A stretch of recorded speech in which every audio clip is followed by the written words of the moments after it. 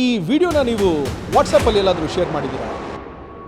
ನಿಮ್ಮ ಫೋನಲ್ಲಿ ಎಷ್ಟು ಗ್ರೂಪ್ಸ್ಗಳಿದೆ ಅಂತ ಕಮೆಂಟ್ ಮಾಡ್ತೀರಾ? ಈ ರೀತಿಯಾಗಿ ಕೇಳಿದ್ರೆ ನೀವು ಖಂಡಿತ ಮಾಡ್ತೀರಾ ತಾನೆ?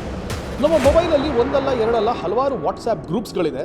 ಆ ವಾಟ್ಸಪ್ ಗ್ರೂಪ್ನ ಮೆಂಬರ್ಸ್ ಅಥವಾ ಸದಸ್ಯರಾಗಿ ನಾವು ಇರ್ತೀವಿ. ಸರ್ವೇ ಸಾಮಾನ್ಯವಾಗಿ ಎಷ್ಟೋ ಮೆಸೇಜಸ್ಗಳು ಬರ್ತಾ ಇರುತ್ತೆ.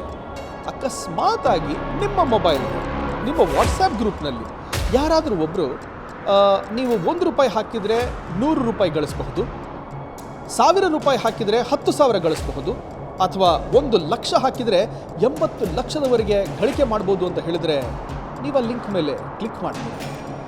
ಸ್ವಲ್ಪ ಯೋಚನೆ ಮಾಡಿ, ಇನ್ನು ಸ್ವಲ್ಪ ಯೋಚನೆ ಮಾಡಿ. ಖಂಡಿತವಾಗ್ಲೂ ಮಾಡ್ತೀರಾ ಅಂತ ನನಗೆ ಗೊತ್ತಿದೆ. ಆದರೆ ದಯವಿಟ್ಟು ಈ ರೀತಿಯಾಗಿ ಯಾವುದೋ ಊಹಾಪೂಹ ಅಂತ ಕೊಡುವಂಥ ಲಿಂಕ್ ಮೇಲೆ ನೀವು ದಯವಿಟ್ಟು ಕ್ಲಿಕ್ ಮಾಡೋದಕ್ಕೆ ಹೋಗಬೇಡಿ.